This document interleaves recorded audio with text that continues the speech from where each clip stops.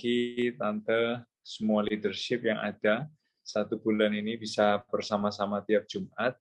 Dan saya tahu bahwa Tuhan selalu mengerjakan karya-karya yang ajaib ya di Indonesia, juga di Amerika, termasuk di gereja lokal, Bethany, New York, yang ada di sana juga. Nah, hari ini kita akan sama-sama merenungkan sebuah pesan yang saya beri judul Tumpukan. Judulnya adalah Tumpukan hari ini. Nah, suatu ketika saya pergi ke rumah seorang kawan yang bisa dibilang rumahnya, kalau dibilang kecil, kelihatannya memang nggak kecil, jadi cukup besar. Dan menarik sekali, rumah, ya, yang namanya rumah, itu mungkin besarnya bisa sama, tapi yang namanya kerapian dan tatanannya mungkin pasti beda-beda. Ya, jadi rumah itu bisa sama ukurannya, mau 2 lantai, mau 3 lantai, sekarang lagi musim 3,5 lantai. Itu yang membuat beda tatanannya dan tumpukan-tumpukannya. Nah, suatu ketika saya pergi ke rumah seorang kawan ini, ternyata orangnya memang sangat memperhatikan tumpukan apa yang ada di rumahnya sampai setiap detail, bahkan lemari-lemarinya pun itu semuanya rapi. Saya sampai cukup impress karena ini ada aja waktunya, walaupun ada asisten rumah tangga, tapi untuk memperhatikan kerapian seperti itu, saya rasa butuh sebuah tingkat kecerewetan yang level berbeda, karena sangat rapi sekali. Nah, dari rumah itu saya melihat ternyata mau rumah besar, mau rumah sedang, mau rumah sederhana sekalipun, salah satu hal yang paling sering kita lakukan setiap hari, apapun itu rumah kita, adalah yang namanya ini membuang tumpukan sampah, ya. Sehingga masalah kerapiannya, tatanannya beda-beda. Tapi satu kesamaan setiap rumah adalah tiap hari kita suka buang sampah dan harus membuang sampah itu keluar. Nah, apa yang terjadi kalau misalnya kita tidak membuang tumpukan sampah? Yang terjadi mungkin di hari pertama serasa kayak nggak ada bau apa-apa. Hari kedua, nasi kalau sudah mulai busuk, ya, lauk-lauk udah mulai busuk, baunya mulai keluar. Hari ketiga, bau menyengatnya lebih keluar. Hari keempat, bau lebih busuk lagi lebih keluar. Hari kelima, kemungkinan di keenam, 7, sudah mulai ada banyak ulet-uletnya, lalu kecoak-kecoak kecil, termasuk nanti tikus-tikus akan ada di sekitar tumpukan-tumpukan sampah, apalagi kalau itu sudah 10 hari, udah 15 hari sampah itu tidak kita keluarkan. Nah, kemungkinan besar juga kalau dari satu kresek, satu kantong plastik, satu kantong sampah, jadi 2, jadi 3, maka lama-lama segede apapun rumah kita, bau busuknya itu pasti akan mulai bisa tercium di area-area rumah kita yang lainnya, karena tumpukan sampah itu. Nah, suatu ketika Tuhan Yesus dia pernah menyampaikan dalam Matius 13 ayat yang ke-12, dalam Matius 13 ayat yang ke-12, Tuhan Yesus dia pernah berkata sebuah kata-kata seperti ini. Karena siapa yang mempunyai, kepadanya akan diberi, sehingga ia berkelimpahan. Tetapi siapa yang tidak mempunyai, apapun juga yang ada padanya akan diambil daripadanya. Nah, ayat ini konteksnya bukan hanya sekedar soal kepemilikan, possession, atau material. Tapi kalau kita perhatikan dalam New Living Translation-nya, ayatnya itu berbunyi gini, to those who listen to my teaching, ini kata Yesus, more understanding, pengertian dan hikmat will be given, and they will have an abundance of knowledge. But for those who are not listening, even what little understanding they have will be taken away from them. Ini bicara tentang tumpukan-tumpukan. Ketika kita mau menumpuk hal-hal yang baik dalam diri kita, maka Tuhan bilang, more will be given. Dan bahkan abundance of knowledge itu akan kita punyai dalam kehidupan kita. Nah, Tuhan Yesus sedang membahas yang namanya prinsip tumpukan ini dalam ayat tersebut. Menumpuk yang baik dalam kehidupan kita. Nah, tumpukan ternyata itu ibarat koin, Bapak Ibu Saudara sekalian. Ibarat koin ada dua sisi, maka tumpukan itu juga punya dua sisi. Ya, yang namanya tumpukan itu punya dua sisi. Nah, kita lihat dulu sisi A-nya ini. Sisi pertamanya itu adalah tumpukan kotor. Yang menumpuk dalam kehidupan kita, di pikiran kita, di hati kita, itu bisa tumpukan kotor. Ini sisi yang A, ya kan? Nah, suatu ketika ya, mungkin kalau di Indonesia hari ini, konstruksi rumah itu sudah mulai berubah. Tapi kalau di zaman sebelumnya, 20 tahun yang lalu, orang jarang mau pindah menggunakan konstruksi atap berasal dari aluminium yang disebut gavalum. Kebanyakan orang masih maunya menggunakan kayu, ya kan? 20 tahun lalu. Nah, suatu ketika ada jemaat kebetulan beli rumah di salah satu perumahan yang bisa dibilang baru tapi booming, cukup ternama ya di Surabaya gitu. Nah, dia beli baru dibangun semuanya. Luasannya juga nggak kecil ya, sekitar 450 meter. Untuk Indonesia udah lumayan lah gitu. Nah, semuanya masih terbuat dari kayu gitu. Padahal kalau hari ini yang namanya rangka atap itu harus terbuat dari aluminium.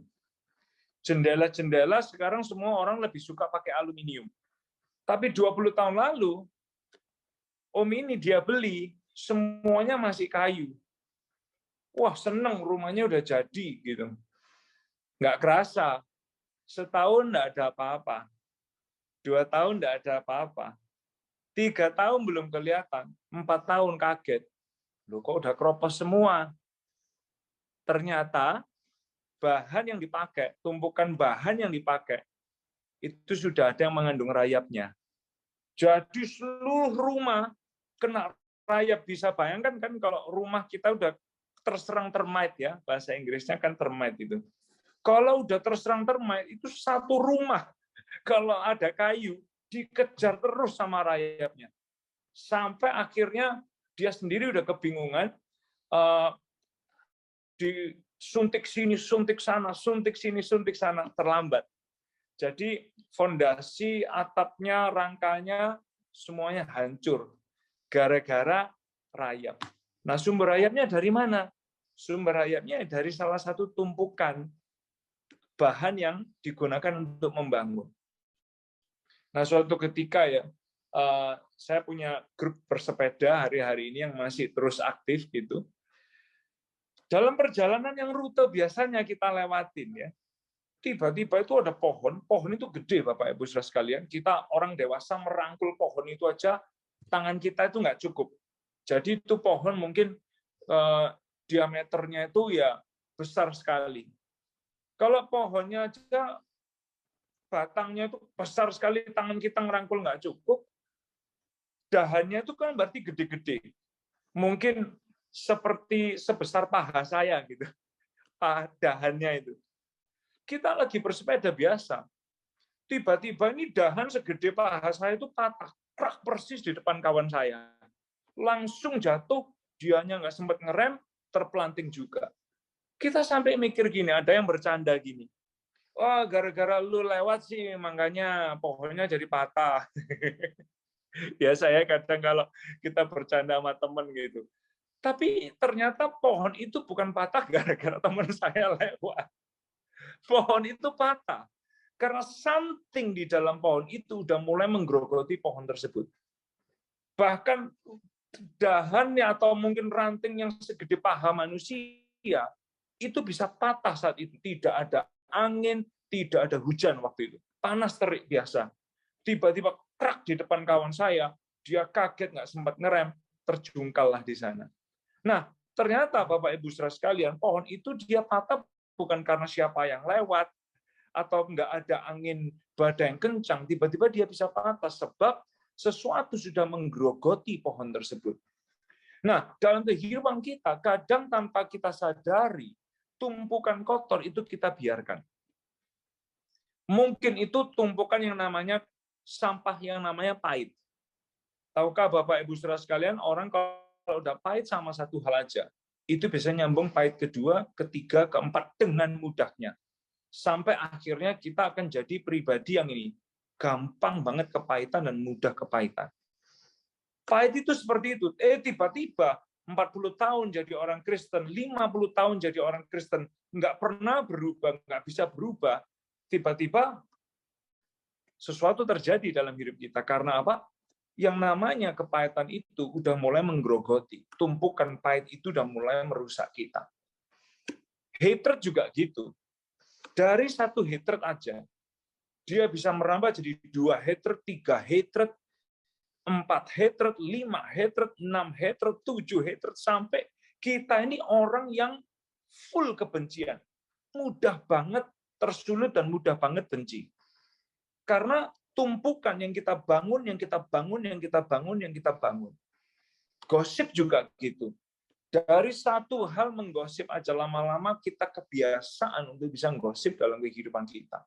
Nah, oleh sebab itu kalau ada rayap-rayap yang kita biarkan dalam diri kita, lalu kita tidak buang tumpukan sampah ini, maka yang terjadi, entah itu di keluarga, tiba-tiba kita bisa ngalamin masalah, ya kan? Di pekerjaan, kalau kita nggak urus, nggak buang sampah-sampah yang nggak berguna, di pelayanan, termasuk kalau kita nggak bersihkan, nggak buang tumpukan-tumpukan sampah yang nggak berguna, maka seringkali tumpukan kotor itu juga yang akan menghancurkan kehidupan rohani kita dan pertumbuhan rohani kita. Nah, sehingga ini sisi A-nya dari yang namanya tumpukan. Tumpukan ini bisa jadi tumpukan kotor yang kadang tanpa kita sadari ada dalam diri kita. Nah, yang kedua, Bapak Ibu Saudara sekalian, yang B adalah tumpukan yang baik. Tumpukan yang baik. Nah, pernah kan ada orang seringkali nanya gini, gimana caranya? Apalagi ya kita berusaha membangun ya komunitas untuk orang yang berdosa. So kadang ada orang yang merasa nggak pantas ke gereja nanya gitu, gimana caranya saya bisa jadi orang yang baik? Nah, pertanyaan ini kan sama dengan gini, Bapak Ibu Saudara sekalian. Gimana rumah saya nggak banyak sampahnya? Betul ya? Itu kan hampir sama sebetulnya pertanyaan itu seperti gitu. Nah, kalau kita mau rumah kita nggak banyak sampahnya, nggak banyak tumpukan-tumpukan plastik-plastik sampahnya, atau sampah itu tercecer di tiap ruangan di mana-mana, maka yang harus kita lakukan sederhana, 2 hal sederhana aja. Supaya ada tumpukan baik, supaya nggak ada tumpukan sampah, kita hanya perlu mengatur dan menjaga. Mengatur dan menjaga. Dalam bahasa Inggrisnya mungkin lebih tepatnya gini, managing and maintaining. Mengatur dan menjaga rumah Allah kita ini. Karena kita ini rumahnya Tuhan. Oleh sebab itu, kita sendiri juga perlu mengatur dan menjaga isi hati kita. Supaya tumpukan kotor itu bisa diatur, dijaga, nggak tinggal dalam diri kita. Bapak Ibu sekalian, Kolose 3 ayat 8-9 pernah berkata seperti gini. Tetapi sekarang buanglah semuanya ini. Kalau dibuang berarti ada sesuatu yang kotor yang menumpuk kan. Kolose 3 8-9 yang berkata yang dibuang apa? Marah, geram, kejahatan, kata-kata kotor yang keluar dari mulutmu. Jangan lagi kamu saling mendustai karena kamu telah menanggalkan manusia lama serta kelakuannya dan telah mengenakan ini manusia baru yang terus-menerus. Nah, kata-kata terus-menerus diperbaharui artinya diri kita ini ditumpukin lagi dengan hal-hal yang baik, dengan hal-hal yang baik, dengan hal-hal yang baik, dengan hal-hal yang baik. Makanya mengatur dan menjaga itu mengatur dan menjaga sikap kita di keluarga, di pelayanan, di pekerjaan, di gereja. Sikap kita diatur, dijaga. Mengatur dan menjaga termasuk nih prioritas kita. Mengatur dan menjaga itu termasuk mengatur dan menjaga perspektif kita tentang keluarga, pasangan, tentang pelayanan, tentang pekerjaan kita. Termasuk ini mengatur dan menjaga perasaan kita dan perbuatan kita. Oleh sebab itu untuk punya tumpukan yang baik, kita perlu mengatur dan menjaga. Managing and maintaining. Nah, sehingga dalam Kolose 3 ayat yang ke-12 dibilang gini, kan harus terus-menerus diperbarui. Ayat 12 bilang, kenakanlah belas kasihan, kemurahan, kerendahan hati, kelemah lembutan, dan kesabaran. So, artinya kita menumpuk, dan menumpuk. Filipi 4 ayat yang ke-8 mengingatkan kepada kita semua yang benar, semua yang mulia, semua yang adil, semua yang suci, semua yang manis, semua yang sedap didengar, semua yang disebut kebajikan dan patut dipuji, pikirkanlah semuanya itu. Semua yang baik, yang mulia, yang benar, yang adil, tumpukin diri kita. Nah, sehingga sebuah analogi yang menurut saya sangat powerful sekali untuk menutup renungan kita pagi ini. Karena kita kan ngomongin dari awal rumah gede, rumah sederhana, rumah menengah sekalipun, sampah itu harus tiap hari dibuang. Sampah itu harus tiap hari diberesin. Kalau enggak, itu akan membuat bau yang ada di rumah kita. Nah, analogi yang tepat sekali pernah suatu ketika Tuhan Yesus, dia juga menggunakan bagaimana pentingnya membuang tumpukan yang kotor. Suatu hari Tuhan Yesus dikasih tahu nih, Lazarus yang kamu kasih itu sakit. Tuhan Yesus belum berangkat ke sana kan, ternyata Lazarusnya meninggal. Waktu Lazarus meninggal, 4 hari Alkitab berkata, 4 hari dia sudah mati, dan tubuhnya itu mulai membusuk. Nah, Anda bisa membayangkan Bapak Ibu sekalian, ini orang mati ya. Zaman dulu kan ditutupin kain kapan dari kakinya sampai badannya, sampai tangannya, sampai kepalanya, sampai mukanya. Kalau tubuhnya aja busuk, besar kemungkinan itu kain juga udah berbau busuk. Kalau tubuhnya aja mulai berulat, ya kan? Ada besar kemungkinan ulat itu sudah mulai bakteri, itu sudah mulai ada di kain-kain yang menutupi tubuhnya, baunya sudah mulai nggak karu-karuan. Nah, waktu Tuhan Yesus sadar bahwa Lazarus sudah mati 4 hari, Tuhan suruh buka pintu kubur, lalu dia panggil Lazarus keluar. Dan ternyata lewat firman-Nya, perhatikan, apa yang difirmankan oleh Tuhan, yang mati pun bisa bangkit. Yang setuju katakan yes. Oleh sebab itu yang sudah busuk sekalipun waktu itu bangkit dari kematian. Nah, tapi nggak cukup sampai di sana ternyata mujizatnya. Nah, disinilah analogi itu ternyata Yesus pakai juga dalam Yohanes 11 ayat yang ke-44 mencatat gini. Orang yang telah mati itu datang keluar. Kaki dan tangannya masih terikat dengan kain kapan dan mukanya tertutup kain peluh. Jadi Anda bisa membayangkan orang yang hidup, tapi kainnya bau busuknya bukan main. Setuju ya? Kainnya, orangnya sudah hidup, tapi di kain itu penuh dengan bakteri-bakteri mayat yang ada di sana. Dan ini kata Tuhan Yesus, bukalah kain-kain itu dan biarkanlah ia pergi. Powerful kata-kata Yesus. Bukan cuma dibangkitkan orangnya, tapi dia suruh menanggalkan baju kematian, baju kuburan itu. Lalu Yesus bilang, buka kain-kain itu dan biarkanlah ia pergi. Nah, seolah-olah maksud Tuhan Yesus itu gini, Bapak Ibu saudara sekalian. You hidup ya hidup, tapi baunya baju itu busuk banget loh. Sama halnya kita juga gitu. Kita ini diselamatkan ya diselamatkan, tapi kalau ada tumpukan sampah, baunya itu juga busuk. Nah, satu bisa membayangkan Bapak Ibu saudara sekalian.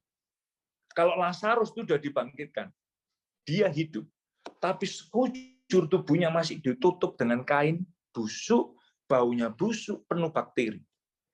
Apakah mungkin dia bisa jatuh sakit sebagai orang yang hidup? Sangat bisa. Karena penuh bakteri dan bau busuk di sana. Dan asumsi saya, dia bisa segera sakit lagi dan kemungkinan mati lagi. Ini yang Yesus mau juga. Kita perlu hati-hati. Kita ini sudah diselamatkan sama Tuhan. Tapi jangan sampai tumpukan sampah itu justru membuat kita ini makin sakit rohani. Hargai karya Tuhan. Oleh sebab itu Yesus dia bilang, sudah diselamatkan, sudah diberi anugerah keselamatan oleh Tuhan. Tapi kalau masih bau busuk, tanggalkan semua itu. Oleh sebab itu Yesus dia bilang kepada orang-orang yang ada di sekitar kubur Lazarus, bukalah kain-kain itu. Bukalah kain-kain itu. Orangnya sudah hidup, sudah bangkit. Jangan pakai pakaian yang kotor dan busuk lagi. Oleh sebab itu dalam Kolose 3 bilangnya, buang semuanya itu, tanggalkan manusia lama serta kelakuannya, kenakan manusia baru yang terus-menerus diperbaharui di dalam Tuhan Yesus. Nah, satu hari ini apa yang perlu kita copoti dari diri kita? Tumpukan-tumpukan sampah apa yang harus kita keluarkan dari hati kita? Kita ini rumahnya Tuhan, Bapak Ibu Saudara sekalian. Jangan lupa sampah-sampah yang buruk, yang kotor. Kalau rumah kita aja sampah dibuang tiap hari, demikian juga dengan sampah di hati kita juga harus dikeluarkan tiap hari. Yes, mungkin bukan salah kita jadi pahit. Yes, mungkin bukan salah kita marah. Yes, mungkin bukan salah kita kecewa. Tapi Tuhan hari ini mengingatkan, copoti itu baju orang mati. Karena kita sudah dihidupkan, dibangkitkan oleh anugerah Tuhan. Tumpuki dengan bajunya orang-orang yang hidup. Supaya apa? Kita mengenakan manusia baru kita, nama Tuhan dipermuliakan oleh kehidupan kita semua. Hari ini Tuhan tantang kita. Apa yang harus kita copoti dari hati kita? Sampah-sampah apa yang harus dibuang? Karena hari ini juga, pagi ini juga Tuhan menyediakan kesembuhan, pemulihan di dalam nama Tuhan Yesus. Izinkan saya berdoa buat kita semua hari ini, Bapak Ibu Saudara sekalian. Bapa yang di surga, Engkau ada bersama dengan kami semua pagi hari ini. Dan kami percaya ketika anak itu memerdekakan kami, maka kami akan merdeka sepenuhnya di dalam Tuhan. Hari ini juga siapapun kami, kalau ada sampah-sampah di hati kami, dengan kekuatan Tuhan, kami buang semuanya dalam nama Yesus. Kalau ada Tuhan, tumpukan-tumpukan kotor di hati kami, kami copoti, kami tanggalkan di dalam nama Tuhan Yesus. Hari ini hari kemenangan kami, hari mujizat kami, hari pemulihan kami, hari kebangkitan kami. Tuhan sudah selamatkan kami, Tuhan sudah hidupkan kami. Kami perlu membuang semua sampah-sampah yang ada, dan kami mengenakan manusia baru yang terus diperbarui dari hari ke hari dalam hidup kami. Jadikan kami makin hari, makin serupa dengan Yesus. Ini doa kami ya Tuhan. Bentuklah kami makin hari makin serupa dengan Yesus. Terpujilah Engkau Tuhan. Hari ini semua tumpukan sampah dengan kekuatan Yesus kami buang, dan kami menumpuk tumpukan yang baik dalam hidup kami. Engkau dipermuliakan. Dalam nama Tuhan Yesus kami berdoa, yang percaya sama-sama kita berkata, amin. Amin.